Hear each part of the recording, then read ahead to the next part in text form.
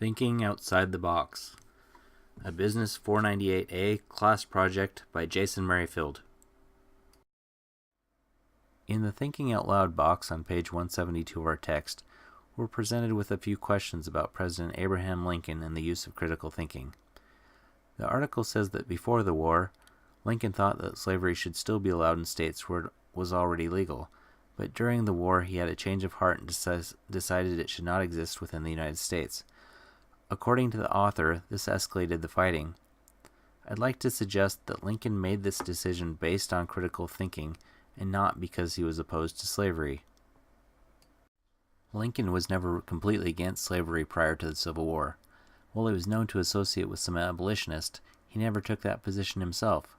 There are several reasons why Lincoln would not be in favor of abolishing slavery. First, Lincoln came from Kentucky, a state where slavery was legal. Lincoln's wife also came from Kentucky and came from a prominent slave-owning family. Prior to the Civil War, Lincoln never spoke as an abolitionist. He chose more of a middle-of-the-road approach. Like many others, he opposed the spread of slavery to the Western territories, but thought that it should remain legal in the states where it already existed. While Lincoln felt slavery was morally wrong, he also did not believe that slaves should be integrated into society and receive the same rights as white men.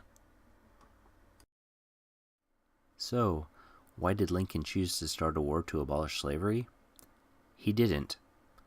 Lincoln's primary goal when he became president was to preserve the United States as a whole. 2 years prior to becoming president, while running for a Senate position, Lincoln expressed his belief that differences of opinion over slavery were tearing the country apart.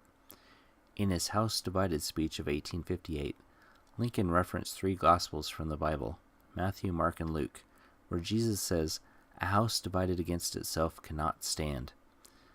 The speech was seen as radical at the time, and Lincoln lost the Senate seat, but in the end it helped propel him into the national spotlight.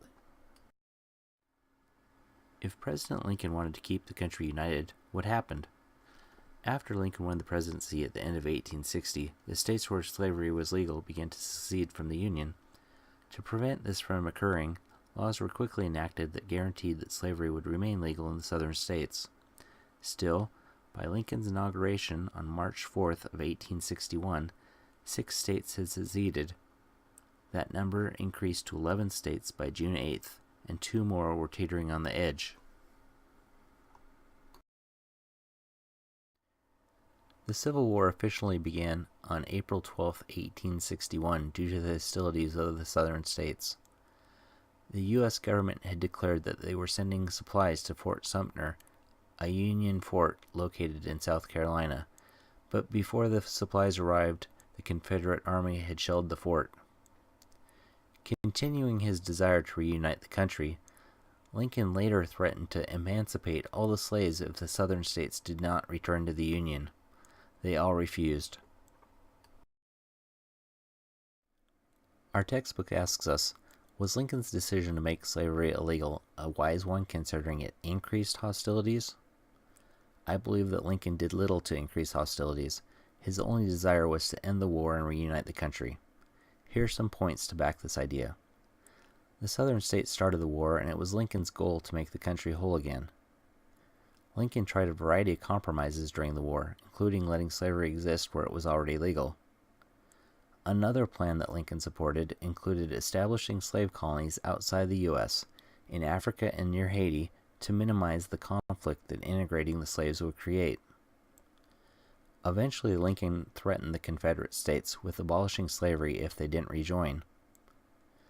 The Emancipation Proclamation went into effect on January 1, 1863, that freed all slaves who could escape from the southern state that had not returned to the Union. This effectively only freed about 200,000 slaves. Lincoln used critical thinking and realized that abolishing slavery in the entire U.S.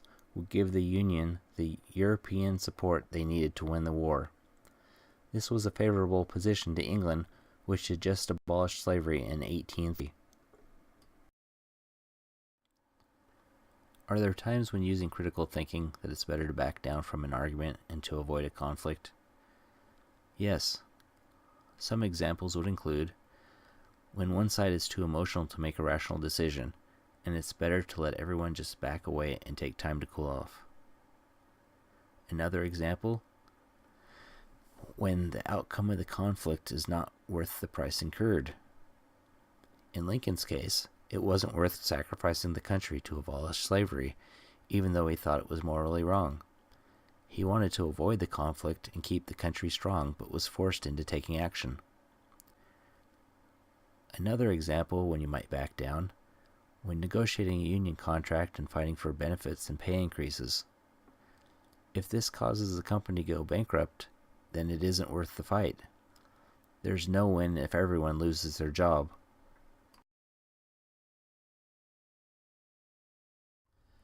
When have I stood my ground even though I might risk losing a friend? This is a picture of my dad taken with his new pickup on October 6, 2018. My dad wasn't able to make the purchase himself because he was in an accident in May and lost his license in July. For some reason, my mom decided she would sign the paperwork for the pickup. To make matters worse, my dad is suffering from severe dementia. At this point, he can only find his way to a few places, and he is getting lost more frequently. Legally, my siblings and I have no legal rights when it comes to my parents and their decisions. How did my critical thinking skills help me stand firm so I could take the truck from my dad? Up until this point, my biggest concern was that my dad was still around and that I could still visit him. I realized that my dad is a danger to himself and to others. He could easily kill someone by driving around. I couldn't live with myself knowing that I should have stopped him from driving. It's better to make my dad unhappy for a short time than to let something worse happen. From business law, I realized the dealer should not have sold a truck to people with dementia, and they should be able to take it back. Thanks for watching.